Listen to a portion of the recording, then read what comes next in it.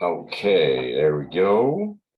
A little bit of this here and that there and something like this and like that. Wonderful.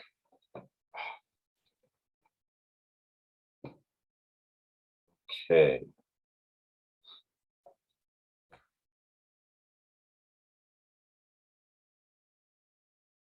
Well, I guess I can go ahead and get started. Thank you, everyone. I'm your host, Jake Vanderlinden here, coming at you. Karmic transmission number 40 today is what we're on. 40 of them. Holy cow.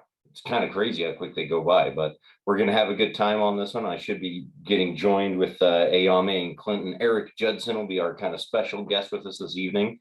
Everybody's coming off of a busy Halloween weekend, I'm sure. So I hope everybody got some good candy out there. To get everything kind of out of the way, as always, you can find us at karmaincarnate.com is the best place to find out what we're about, what we're doing, how we're trying to change the world by ending hunger and making it profitable for people to do so. So anybody that wants to know, check us out right there. And if you're feeling really froggy, you can always take the challenge and put your money where your heart is. So best place to check us out, karmaincarnate.com. But you can also find us on all the social media, Facebook, Twitter, Instagram, YouTube, all that kind of stuff, at Karma Incarnate or at the Karmic Feed on Twitter. Joining us here in a little bit will be Ayame X Goddess. You can find her at Ayame X Goddess, excuse me. That's one of the people that deals with a lot of our social media, always ready to answer any of your questions. And then, as always, you can reach out to any of our agents or anybody that's involved in Karma.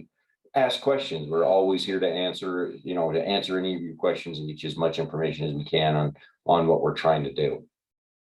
Okay, there it is. There's the preamble. I always love doing it. It's kind of fun. It's getting easier every time. After 40 of them, you'd think I'd be a pro, but it never gonna quite hit that way. Maybe perfection is unobtainable though. Huh, Rexy boy? So, but with luck, we'll have everybody join us in here. If not, well, we'll just see where the evening takes us. Because after Halloween, I'm sure everybody's trying to gear down a little bit. I know I handed out a bunch of candy. There was tons of kids that came by. It's always fun to see all the little different costumes and everything. That's one of my favorites. Kids always make the holidays that much more special. So anybody out there with kids, know that you guys are really the ones that help make those things keep going, because kids are what it's all about. And hey, what we're trying to help with karma as well, right? So we didn't really give any candy at the food banks because unfortunately that doesn't fill bellies quite the same, but maybe I'll take all my excess Halloween candy and give it away there this next time. I think it's 2 weeks out. So the next food delivery is on the 13th or the weekend of the 13th, something like that. Should be a good one. It'll be our Thanksgiving. So hopefully we'll get lots of that fun Thanksgiving stuff out there for everybody to enjoy that holiday with as well.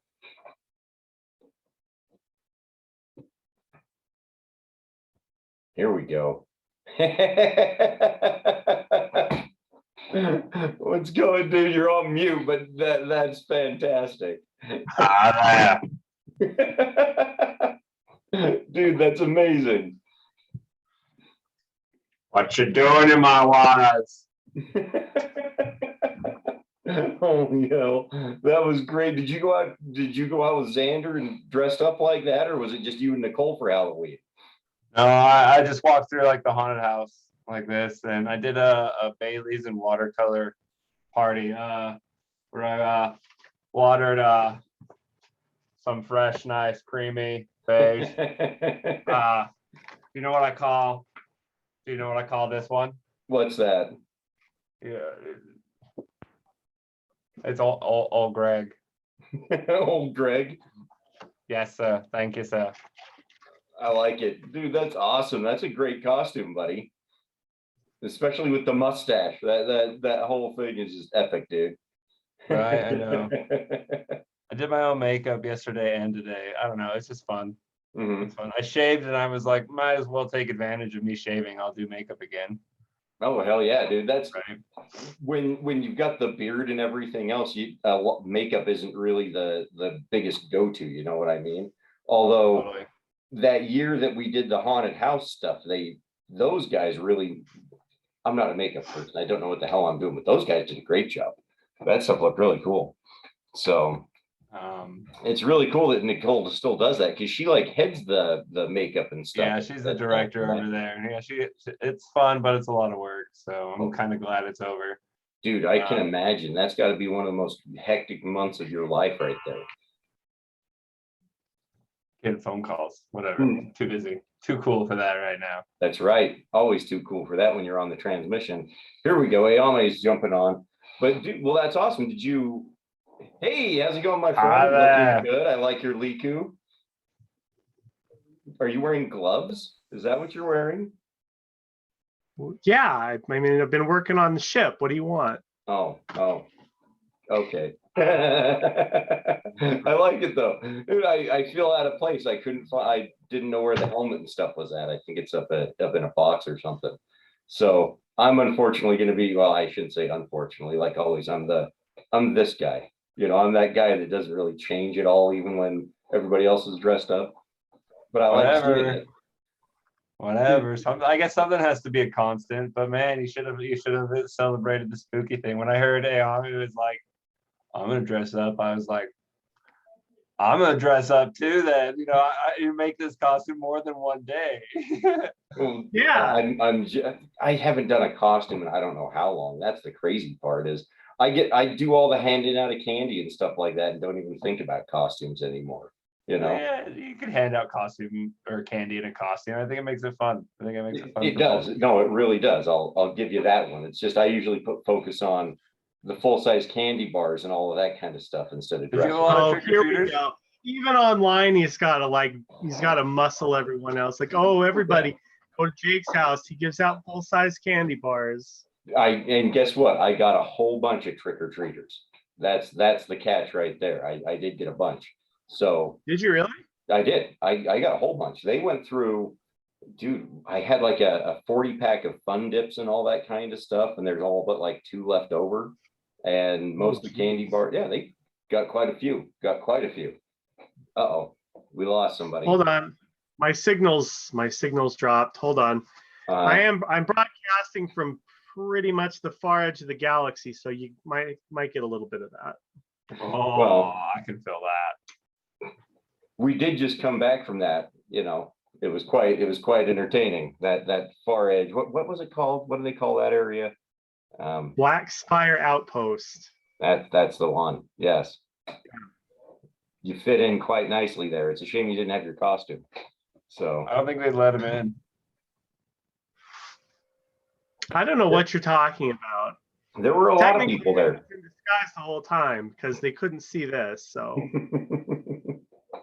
where's your droid? Where's 777? Want me to go get her? She's rolling around here somewhere. Hold on, I'll see if I can find her. Yeah. Oh yeah, dude, those droids are cool. She's been really excited about this one. See? Oh, cool. Great. She's been harassing my cat most of the day, so she's in low power mode right now, but here she is. Oh. Hang on one second. I got to send an email to Clint. He said that he didn't see it. So hang on. Whatever. I know. It happens. But, well, Eric, I got to say, I saw your picture on Facebook, but I didn't your costume is so good I didn't recognize it was you. That's funny as shit. That's so funny. I'm so happy. I mean, there's a lot of it. So Did Jake know what it was out of curiosity? I don't think he knows who Old Greg is. Oh, did you not ask? I have no idea. I really don't know. So I literally did Baileys and watercolors, and I probably watched Old Greg 5 times, just like showing people who Old Greg was. Because it was funny, everyone's like, oh yeah, I know who Old Greg is, and then the time came, they're like, I have no idea what you're talking about. But I was showing him Ayame that I had watercolors of Baileys. And very nice. And then Old Greg. Went all out this year. I like it. Right. It was fun. Yes, sir. Thank you, sir. You should watch it. It's 10 minutes of your life that you'll never get back, but it's like up there with Charlie and the Unicorn. A ringing endorsement right there. Right. I don't know. 10 I'm kind of minutes of your excited that I life got you'll dressed never up. get back. Whatever, it's fun.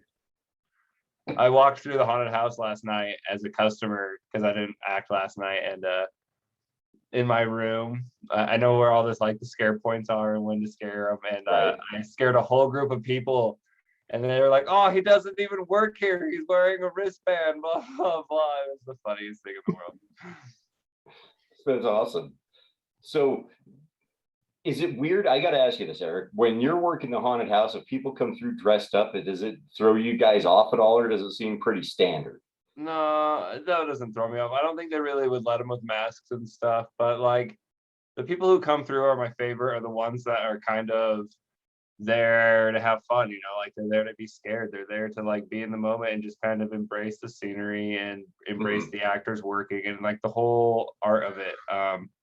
That's actually my favorite part, is when someone gets super scared and you can just tell that they're in, and then I'm having fun because they're having fun, and it's just like this cool dance that we're doing. But there's still all the buttholes that are like, "Can't touch me, I'm not scared of you." That's why, like I tell you, it's like that's part of why when you go in, you have to kind of lean into it a little bit. Like obviously it's not scary because you're not in any real danger, but it's so much more fun if you pretend to be more scared than you are, and then you kind of let it in a little bit more. Right. And then they have a better time and you have a better time. Totally. Let's see. What's going on, Clint? How you doing, brother? Good. How are you guys? Good, man. Sorry about the email problem. I'm not sure what happened. I thought I sent that earlier. So yeah, I didn't see it in there. That's all right. It's all good. Well, Clint, as you can see, we're all talking Halloween and stuff because it's right yesterday. It's literally yesterday. I told you, Halloween episode. right. So hey, we're gonna miss it by a day. Are you guys going to a costume party or anything? No, just I for did the my party transition, yesterday, man. and then It's to Ayame be challenged me. right here with us. That's why they did it. Yep. Do you know who Old Greg is, Clint? Who? Old Greg? Oh, is that who you are? Yeah. I got like the pink tutu on and everything. Yeah, you look good, man. Yeah, it's fun. So Ayame, you're a Twi'lek? Yes, that's correct. My name is, you can see it on the screen. It says Ilu Naaste. Oh, cool. That's a good makeup job. Thank you. Yeah, I'm just impressed with all the creativity. It's too cool. Those Liku are neat too. Did you get those on Etsy, or where did you end up picking those up? I got them on Etsy. I'm gonna break character and say give a shout out to the store. I got it from JDOS Props. They're not super expensive, but they're really they're super high quality. They're latex. So they're a little bit stiff, but like I got the headband with as part of it. Like you customized it for me. Like you can do like different tattoos and colors and stuff. It's probably the best $450. Oh shit, sorry. No, they were considerably less than that. They were actually a really pretty good deal considering. Yeah. Well, that's cool. I've gotten, I guess, 4 days out of them now, so I would say that's money well spent. Hey, they're very cool. Those are, I've seen a lot of different ones over the years, and all of them in different setups. But the ones that they make out of that latex stuff, they're the ones that really seem to be the most. And they're supposed to be a little bit stiffer, from my understanding. Well, the silicone ones are the best ones to get because they're like you can move them around a little bit more. When you turn your head, like they move like they would, like the big fleshy appendage would actually move. And you can put them over your shoulders for when you're driving, so you don't have to lean your seat all the way back and drive sitting straight up the whole time, clutching the steering wheel for dear life. Oh man, did you drive like that all the way up to Park City? I did. That's commitment. I'm impressed. That's awesome. What do people at the store think? Once these go on, they stay on as long as possible because it's a little bit of a commitment. See, that's the part where I end up another side of the costume. I get lazy. I get the idea of like wearing that all day long. If there's not a big payout for me, I tend to kind of go. I mean, you get one day to wear it. I mean, honestly, I bought this jacket for $6 at DI and 2 bottles of spray paint, and like, you know, it's like I gotta have fun with it. So whatever. Yeah. See, and that's the part that I love. Is I like watching like parents. You know, you got Xander, but he's older now. What is he, like 16? No, he's like 13. But Nicole made his costume too. He was a Leon from Resident Evil. So oh, dude, that's awesome. See, Nice. But yeah, like that's one of the things. Dressing up and going out trick or treating with your kids and stuff like that. That stuff's awesome. It's really cool. So that's why I like to hand out the candies. I get to see all of it. You know, right. I might not be out scaring people. I kind of left that behind with the old haunt. You know, when we did the haunted house, I was actually thinking of that makeup that Jamie's wife put on me when we did the haunt that one year. Because makeup and beards are a really hard thing to get to work together, but they did it really well. You know, Jake, just because you're not out trick-or-treating doesn't mean you're not scaring people. True. Don't worry about it. We got you.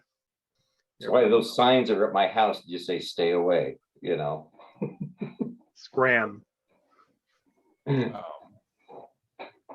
But I'm glad that you guys have. So how many days did you actually work for the Halloween stuff, Eric? Was it like September and October? Or just yeah, it's like it starts like the half part of September, but I got the haunt plague like 2 weeks ago, and it like kicked me out. I basically couldn't act. I was retired for a little bit. It really rocked me.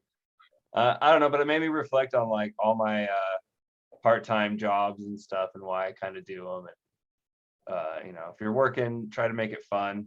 You know, I try to make my day job not fun to pay the bills, so I can do fun things on the side to, you know, anything like that. I do the haunted house. I'll do blackjack dealing. I do karma. You know, like I do all these. Like, if it's not fun to do, I won't do it on the side because I know how much my time is so little. You know, and before you know it, like I said, October's already gone.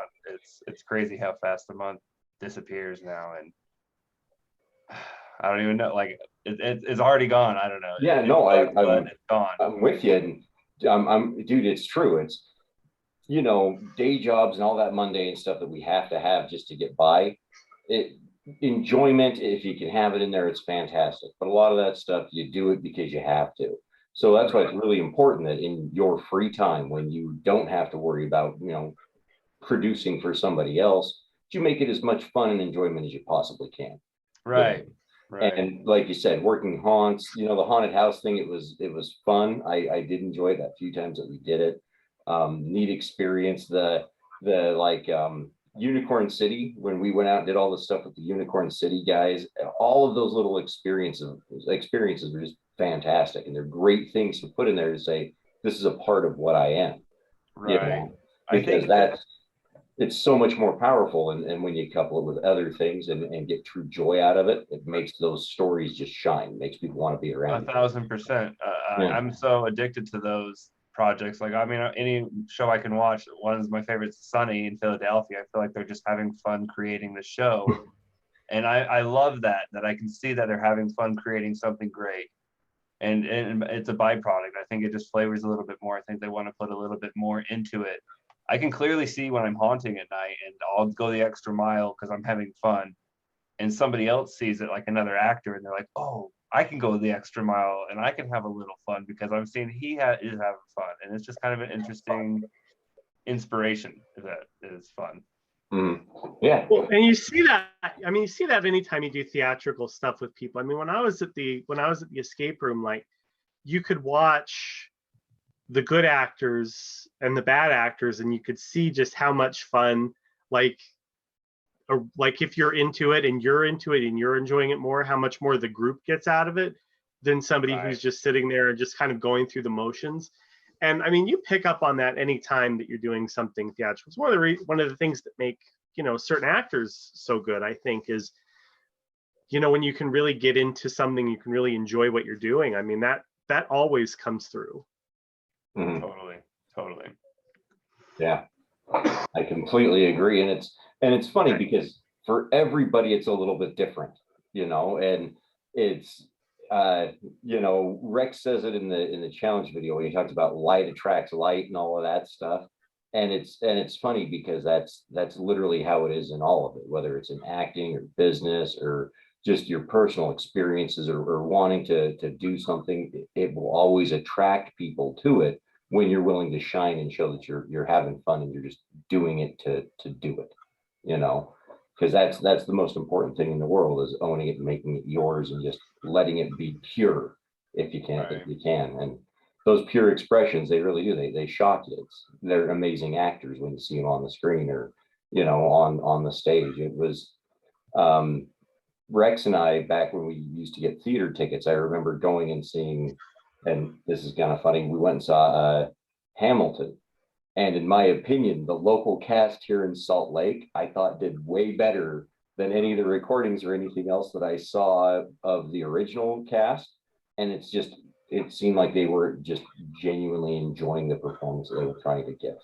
The whole thing of it was just so genuine all the way around, that they were there and loving every minute of it. And yeah, I thought it was amazing. So, okay, did I stand up stroke and out? move, or did it just like blink and then he was gone?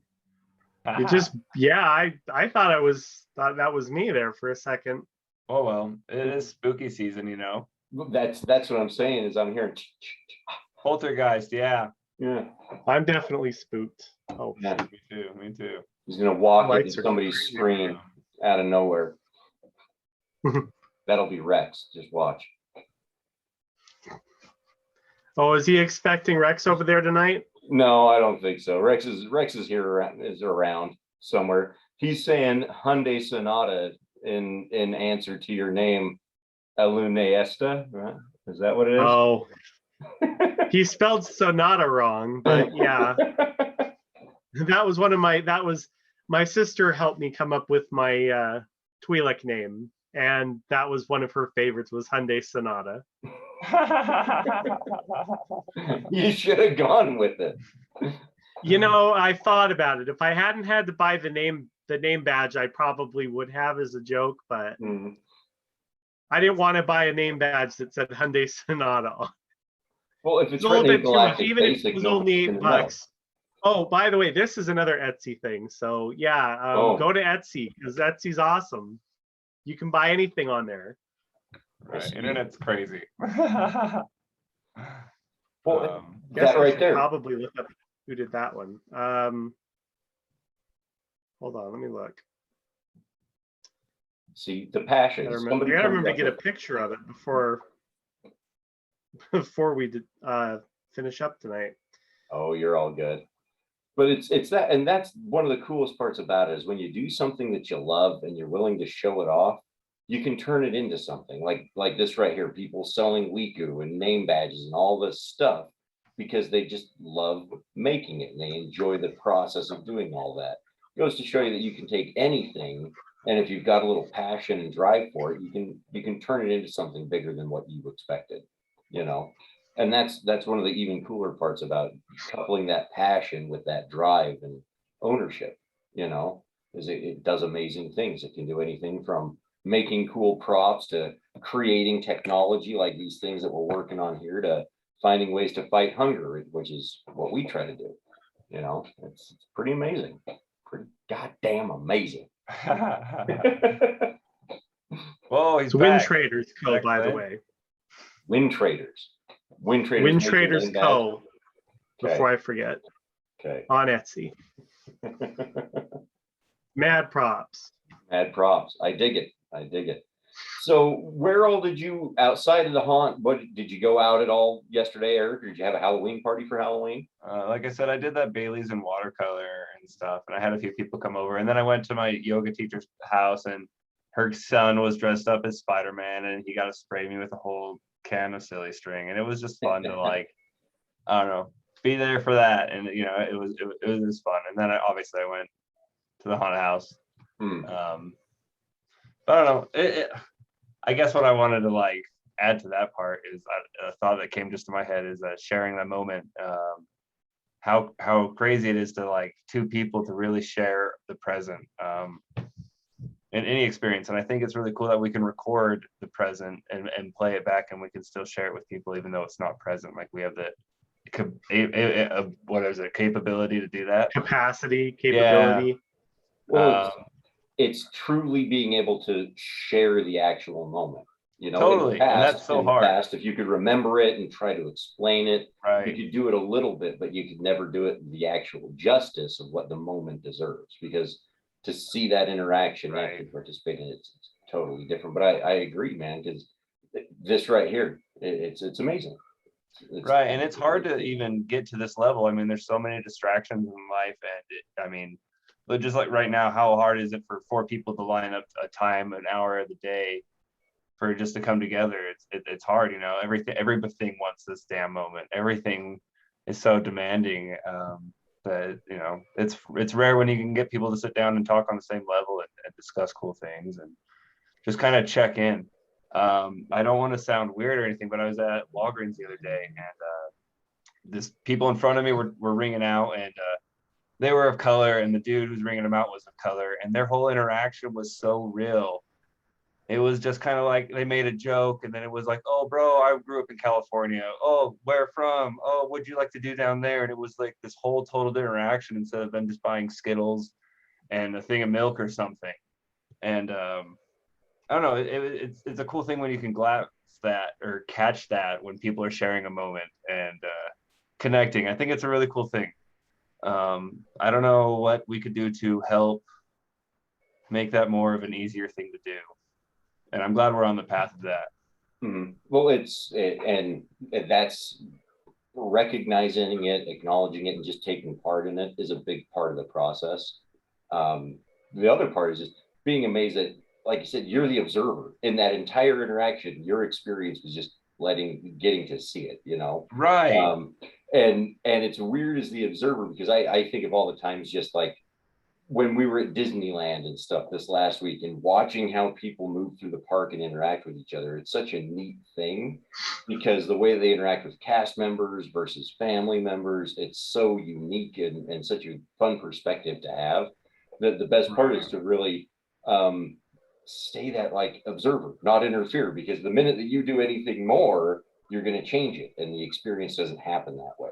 So it's more about just observing and being willing to take in the experience without necessarily interjecting, right? Right. Because that's one of the fun things that we as individuals have, is we do have the ability to interject and do something with ourselves and apply our time in different ways. But in an observation mode, the greatest thing that we can do is just genuinely observe and try to be there with it. You know, if that makes any sense. Right. If you're listening to it and yeah, you can understand what you're looking for. Yeah, because just to try to take that and explain it to people and what made that so unique to you is a really hard one, because we don't have it's funny, these tools and all these things that we use to communicate, our language, our gestures, our, you know, even Ayame telling us that Rex spelled Hyundai Sonata wrong. Well, guess what? That don't matter. You know, all of these things, it's important to figure them out, but what's more important is, can we communicate an idea and a heartbeat and something that we can all understand, even when it's spelled not like Sonata should be spelled, right? Absolutely. And that's that connection, because that's what we're looking for, is we want the connection more than the words, more than anything else, since that connection to the experience. Right. I heard a video recently, and the guy was talking about, I really like to be the dumbest person in the group. If I'm in a conversation, I have a discussion, there's 10 people in the room, and I don't kind of understand where this discussion is going, they're making A and B equals D. So I have to ask them 6 or 7 times to kind of make it more simple for me. And if I can't understand it on a simplistic thing, then like, I don't know. So sometimes it's okay to be not the smartest person, because then other people who doubted that and that were just blindly following it or whatnot just accept it, because they're like, oh yeah, don't you get it? You know, don't you understand it? Yeah. How many times do I need to explain this to you? Right. Like we're talking about 5 or 6 times. If you don't understand it after 6 times, it may be time to put your drink down and walk away. Right. But still, even then, like, I feel like but almost everything. I get what you mean, though. Everything Like- should be able to explain like that. Well, yeah, and you know what? The great thing about not being the smartest person in a group, I think, is when you do get to ask somebody to clarify or explain something, you learn something new from that person. Right. That's a part about it I like, and that's how you get to those good interactions. I think is it all comes back to listening, and that's a great way to do it, is to learn something that you don't know. Mhm. Bingo. And a big part of it too, you know, by listening and observing and taking it in, it gives you that chance to eventually start acting outwardly and applying it as well, because we've all got to go through that uptick, that accumulation of knowledge and understanding before we move. But what is great, and I'm right there with you, Eric, is simplifying things, making it easy to understand. You know, and Right. what's funny is we have ways of simplifying, but then we oversimplify. We will go a little bit too far past it. And I know we talk sometimes about how that term, the devil is in the details, is really a double-edged thing, because you do need to know some of the specifics. You do have to have some of it. But to do nothing but chase down the details all the time means you're not going to act. So you're never actually going to accomplish anything. So it's literally a two-sided, a double-edged sword, you know, and Right. the simplification, you know, again, kind of coming back to the challenge video, Rex nails it in there. It's these things are universal ideas that can be understood from anybody that's 5 years old to 105 years old, and it's finding a way of communicating that doesn't cloud it or make it mucky and you know, like I said, oversimplified, because it is such an easy idea.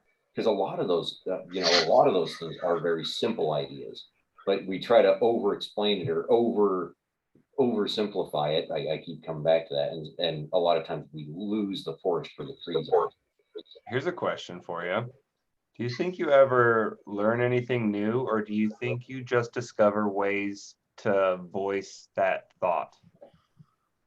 Like usually when something comes across, like say for like the idea of karma, I feel like I kind of already got that concept, and I just didn't know how to express that, if that makes sense, until someone expressed it, and I was like, oh yeah, totally, that totally makes sense. Like I've always known how to say that, I just didn't know how to say that.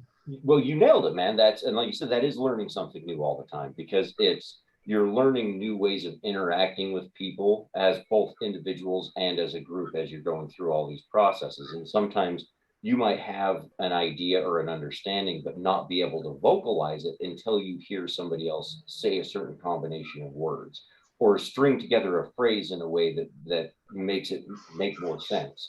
Totally. And that's the thing why I say we're always learning, because in these scenarios, four of us sitting here talking about an idea like karma, it gives any one of us the chance to say something, no matter how mundane or how crazy or however you want to put it, but it gives us that chance to just express it a little bit, and everybody can then learn something new from it, because we'll all hear something different. I almost want to be on this note right now for a second. What right now, I want everyone to answer this.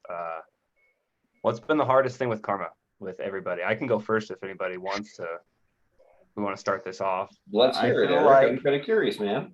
I feel like a lot of people don't care about hunger. I feel like a lot of people don't care about that need anymore. And it's kind of hard to, it's not that they don't care. It's more that like, it's such an ingrained way of thinking that we've been raised to take care and how we take care of each other, that it's hard to talk about. It's hard to think about. It's even hard to be a subject sometimes. I mean, you really kind of have to force it. But other than that, I feel like that's been the biggest hurdle that I've had to do with karma. I mean, I love talking about karma. I love wearing it on my bracelet, and I love listening to when the opportunity is presented on the table. But, you know, I feel like I have to surround myself with those type of people. It's not the people, there's not the majority of people thinking like that, if that makes sense. Oh, no, I get it, man. It's focus, right? Totally. Everybody has their own unique focus points and what they want to see and what they want to work on. And, you know, you can't you can't ever change somebody's focus for them. It's got to be something that they want to do. A 1,000%.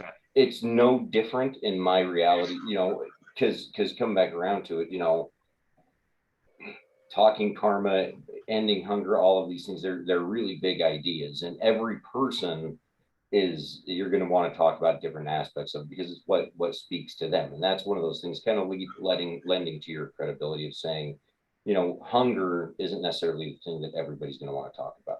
1,000%. You know, the hard part is everybody's got so many things that they should be paying attention to. Yes. There's so many different news articles or, you know, comments made that this should be the focus or that should be the focus.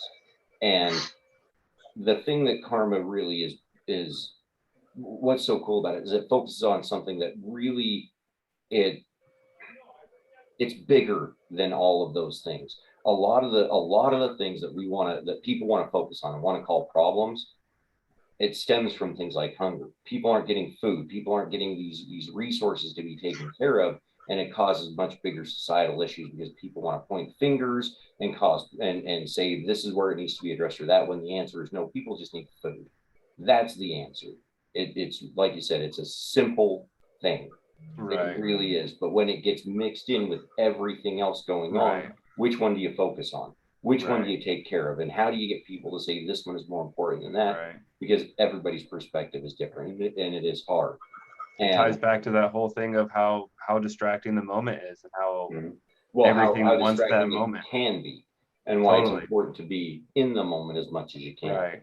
But it's hard to be. I mean, it really is. And I think that's my pro about karma is creating moments, because I feel like people just kind of brush through life because, you know, it's hard. It beats you up a little bit. It's hard to stop and pause and have these kind of discussions. And well, dude, it's a rallying cry. It's what I was going to come back to is it's no different if you want to surround your people if you want to surround yourself with more people like that, you've got to shine that thing, just like costumes and everything else. It's got to be, and it can't be one of those things where it's singular, because these things do take up so much more. And you know, one of the hardest parts, and this is, I would say this is everybody's probably hardest part, is communicating a simple idea, hunger.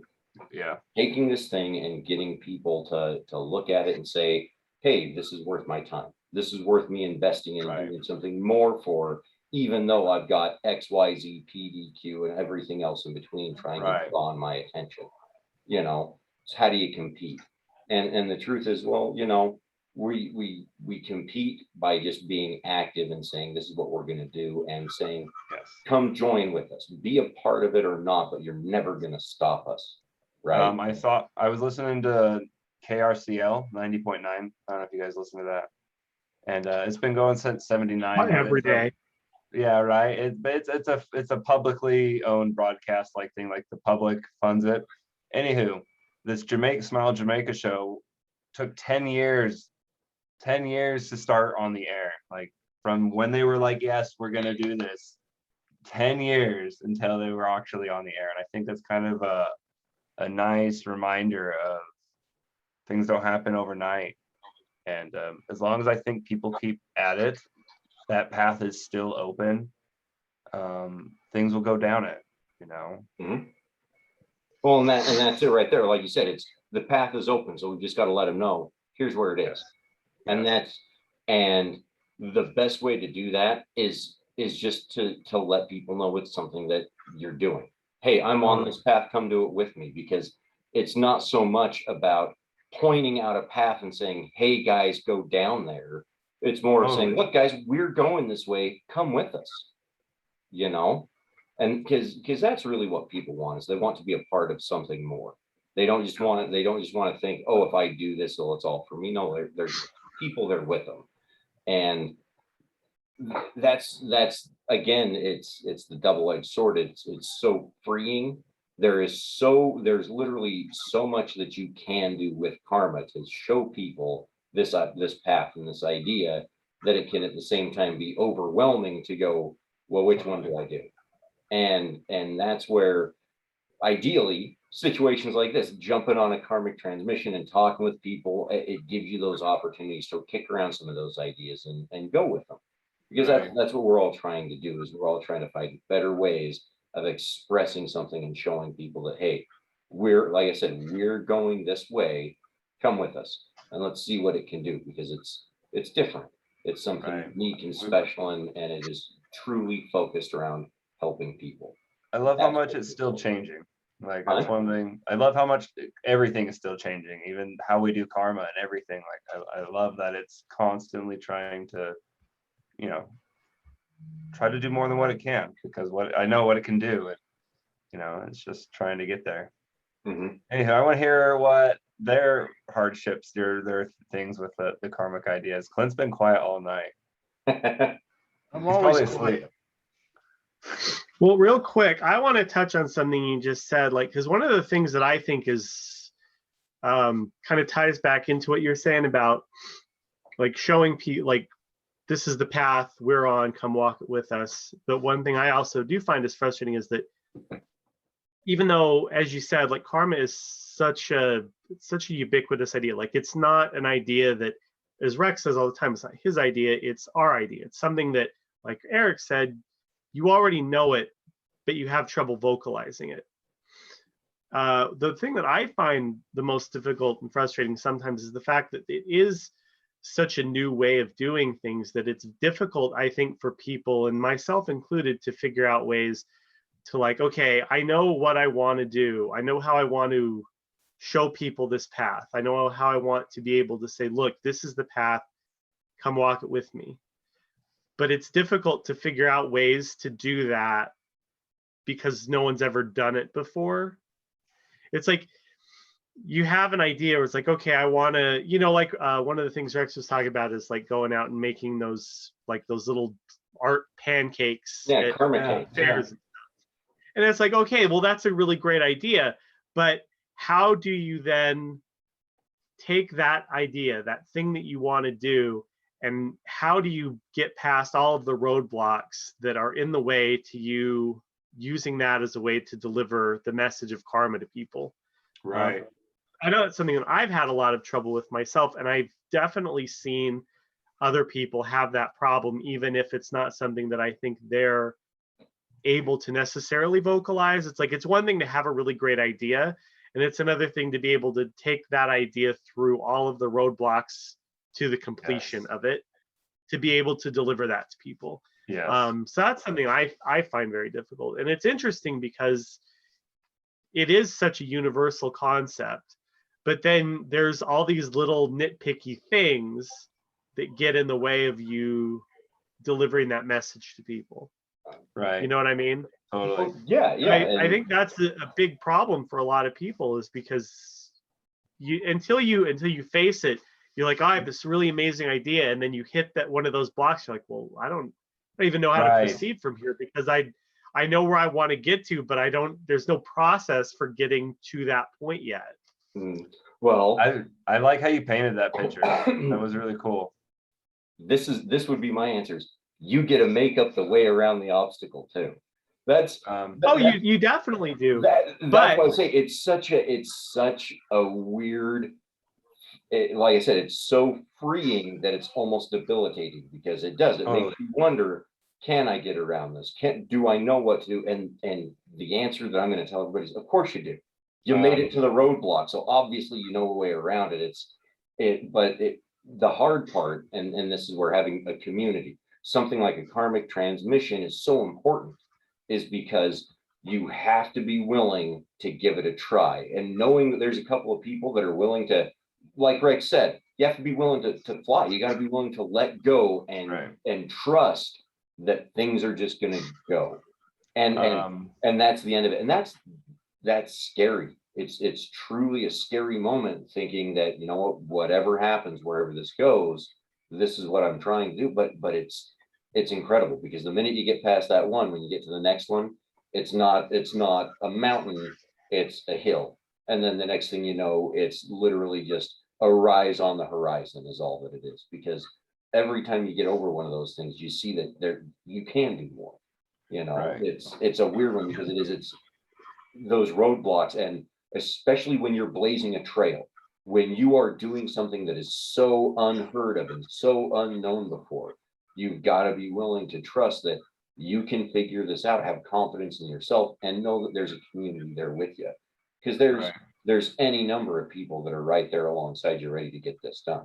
So all we got to do is to lean on each other a little bit, you know. But that's the other part of that. I mean, the super important part, I think, is that you have to remember that you need to blaze the trail. Like you've got a caravan of people behind you supporting you, but you've still got to take those steps. And like Rex says, you have to let go to fly, but you also have to remember to flap your wings. Because if you don't do that, you're going to fall and hit the ground every time. And that's, I think, the other part of it that is difficult for people who haven't done it before, people who aren't trailblazers by nature, people who don't have experience with it. Getting to that point and learning to trust yourself, learning to overcome those hurdles is a skill, and it takes a long time to develop.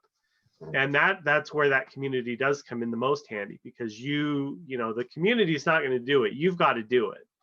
But once you do it, with their help and support, you can keep doing it and get better at it. But getting past that first part, I think, does trip a lot of people up, and I think that's why, again, that to me is one of the most difficult aspects of it.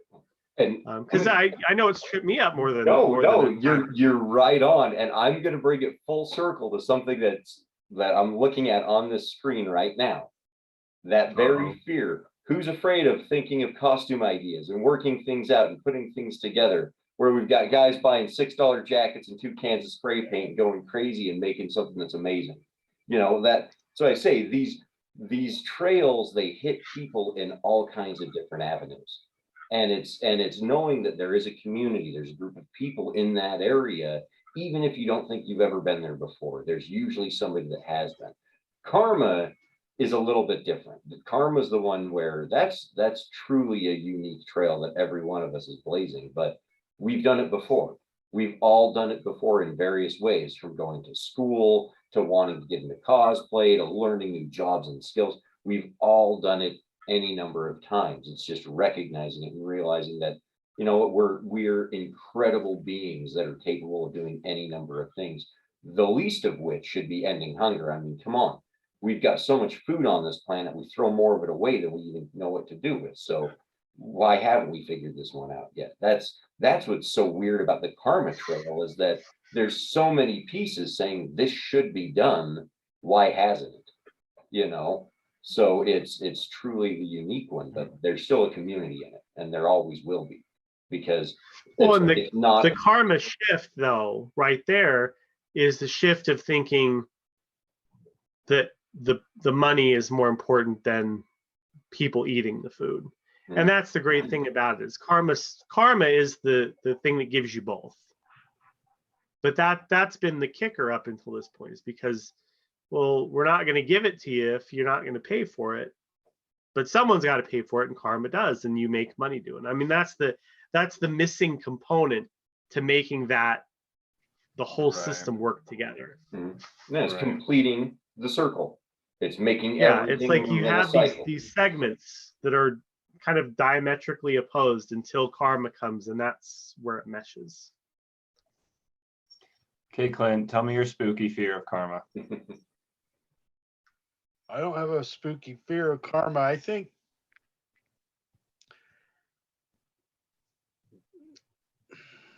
I don't know, the obstacle I've run into is people not getting past the idea of it being essentially multi-level, the way it's set up.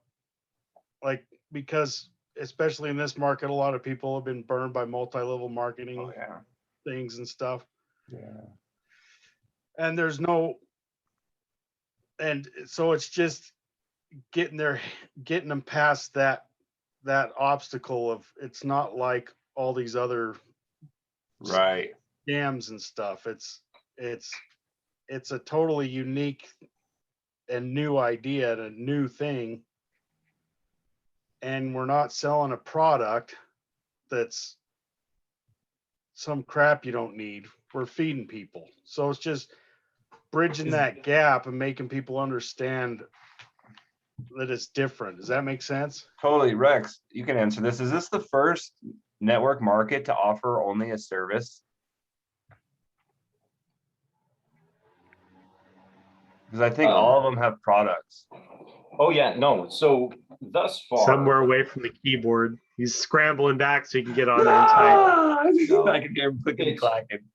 no, in all reality, yeah, we would be the first one that has taken this route as opposed to any of the others. Because the one thing with and it's just like Clint said, we are truly different in the fact that all of these things end up bringing a product to market where all we're doing is we're supplying existing products as a service to those in need.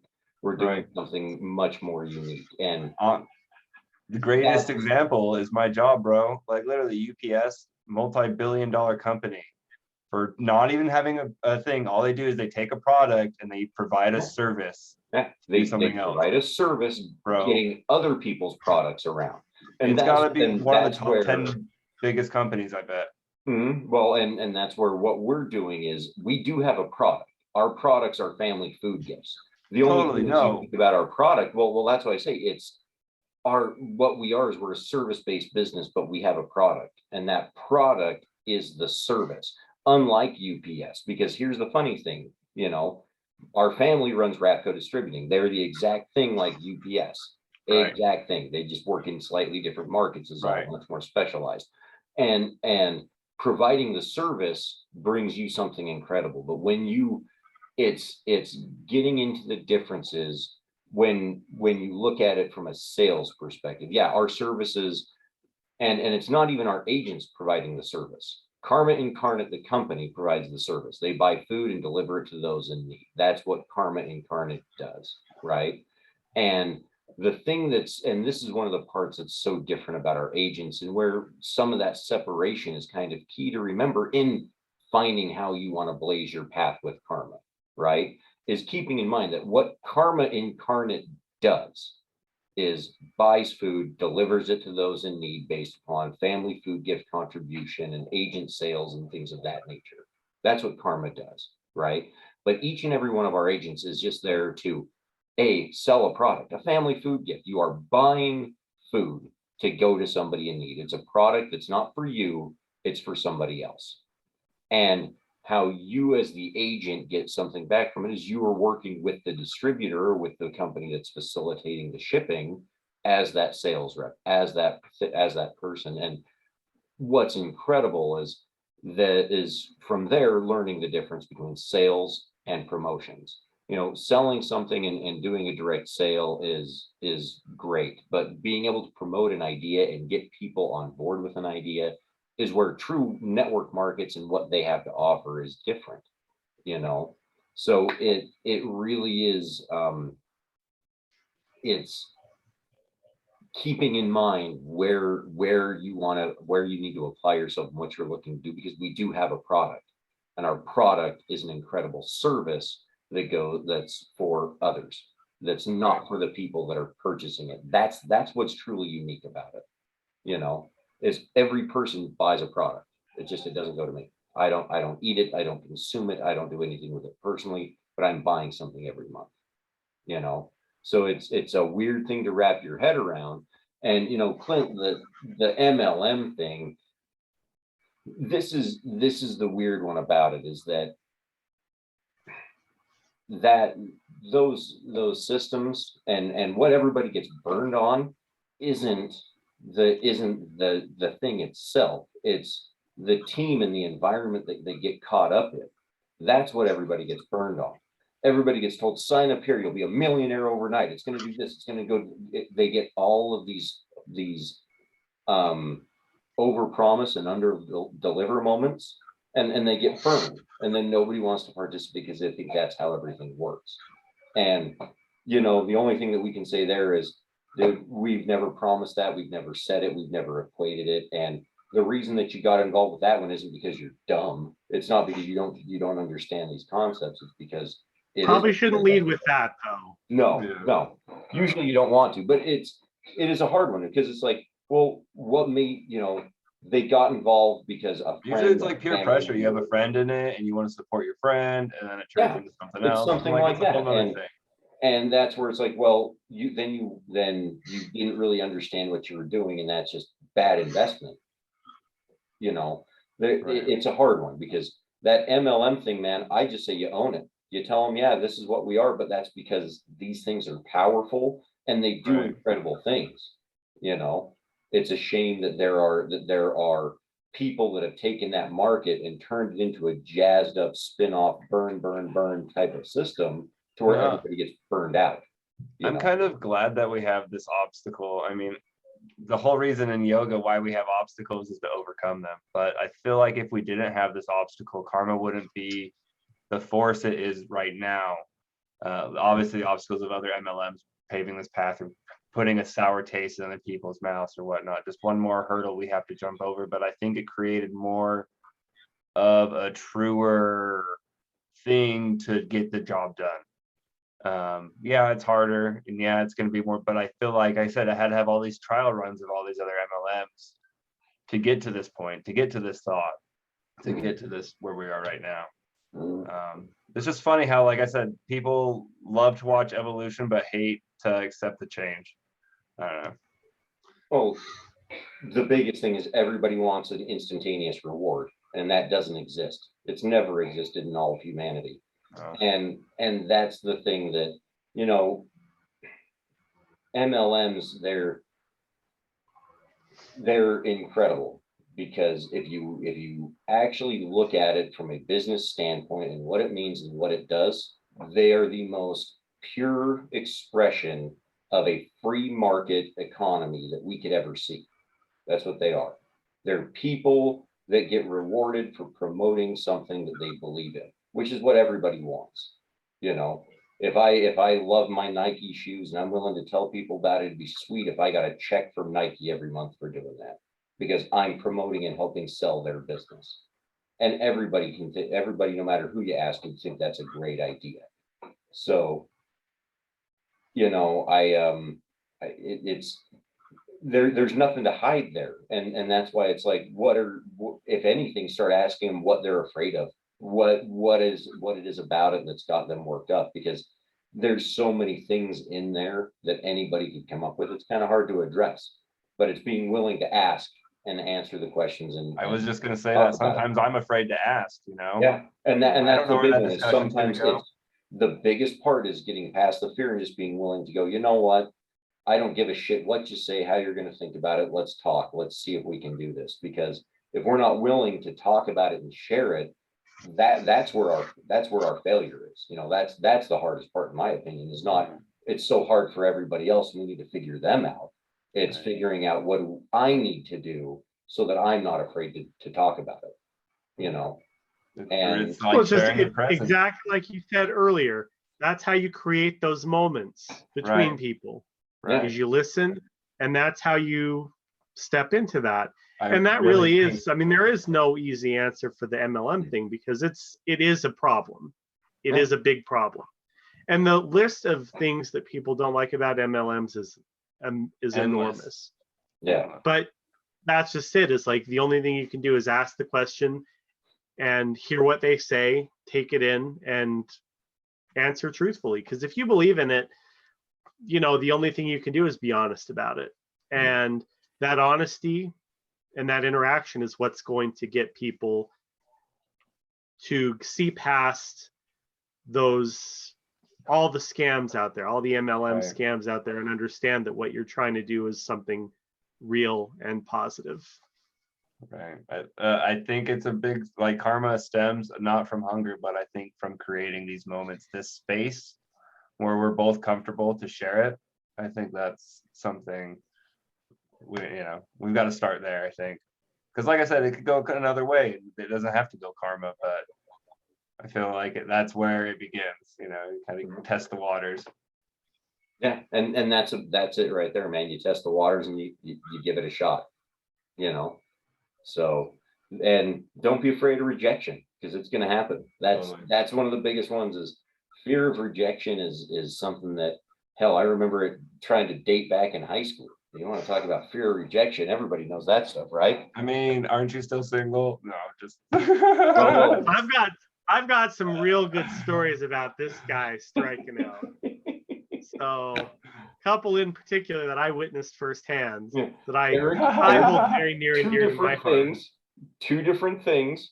But what we're coming back to is it's you never win if you don't play. Right? Yes. That's the end of it right there. Is it doesn't matter what it is, if it's dating, if it's business, if you're not willing to go out there, put yourself on the line and say, hey, this is what's going on, and maybe take a hit or two on the chin. Hey, you're never going to get through it. And that's well, and that right there, I want to say is really the most important part. Is it's not just being willing to get hit, it's being willing to get hit over and over again, and learn from each of those times and keep doing it.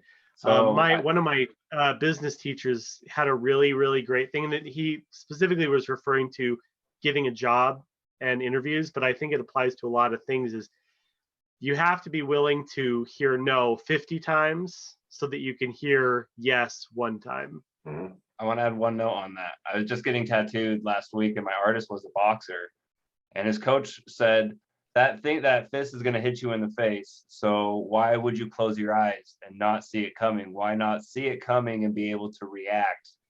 Just because it's scary, you want to close your eyes and look away. Why? It's still going to hit you. So why not look at it so you can react a little bit better? Yeah. Instead of getting hit and not knowing where you get hit from, you can see it where it's coming from. Exactly. And that's and that's one of the biggest parts of it. Even in dialogue, even in just talking and wanting to express an idea, it's being willing to just open up your mouth and whatever comes out, go with it. Because it's only through talking about it and working through it, and after a conversation going, man, I could have said that this way and it would have been so. You've got to have those moments and know that you're going to figure it out. That faith in the self is really the important part, because we are all blazing a very unique trail, even outside of karma and everything else. We're all trying to do something that's so incredibly different that you've got. That's where the faith comes from, is yourself, and knowing that you're capable enough and that there are people there with you. Right. I'm so grateful and blessed that you guys are on. I think it's crazy for stars to line up, and yet we're all here doing karma. So I think that's a cool thing. There's something there, obviously. Yeah. Truth, man. It's kept us together for more than 10 years, so I would say so. Totally. But well, guys, this has been a fun one. This has been a lot of fun. We've covered a lot of ground, from Halloween to MLMs and everything in between. But I think I need to go get some more Tylenol, because my head's starting to kind of catch up on me again here. So I'm jealous of your guys' outfits, though. Those are great costumes, guys. They're fantastic. You guys look great. Well, if you like mine, not to put too fine a point on it, but you may be seeing more of it in the very near future. I'm not going to say where or when, but maybe I'm totally just gonna wear make sure this. you keep following us on social media, because you never know what might happen. Totally gonna wear this. Dude, putting this makeup on is so much fun. Like, here, you can kind of, like, it's all super green. Eric, I don't know. I got to tell you, I don't know if you talked to Jake about it before we started, but that wig, I have not seen a ton of the Mighty Boosh, but that wig is like super on point. It looks great. We took a little like almost like an afro, and we cut out some of the hair and spray painted. I say we, I mean Nicole. And then I bought a bunch of plants, like fish tank plants, and just we super glued them on. She burned her hand on it, but whatever, it was worth it. Dude, I mean, that's how you know that it's good. Right. It's just like me. It's like my fingers have been like permanently dyed blue for almost a week now. Not quite a burn, but I mean, I'm pretty sure they're never going to be a normal color again. So you got to make sacrifices for your art. Totally. Exactly. Anyhow. Well, guys, it's been a good karmic transmission. Thank you for joining us. We'll go ahead and wrap it up right here. Thanks again, everyone joining from home. Karmic transmission number 40 in the bag, the post-Halloween special, number 40. It's too great. As always, thank you guys. We've got Eric with us. Ayame, Clint, thank you for joining us tonight. Follow us. Find us on online, karmaincarnate.com. Best place to find out what we're doing, how to join up, how you can get involved. It's all right there. Find us on social media, Facebook, Twitter, YouTube, all the fantastic places, at the Karmic Feed on Twitter. What did I leave out, Ayame? I wasn't listening. Thank you. I love you and good night. Of course. Yeah, you you did great. Oh, wonderful, wonderful. You guys stay classy out there. I don't know. But if Rex was here, we'd end it with a karma out, is probably what we would do. Yeah. Halloween out. Halloween out. Okay. All right, guys. I love you guys. Have a good night. Bye. Yep. See ya. 2.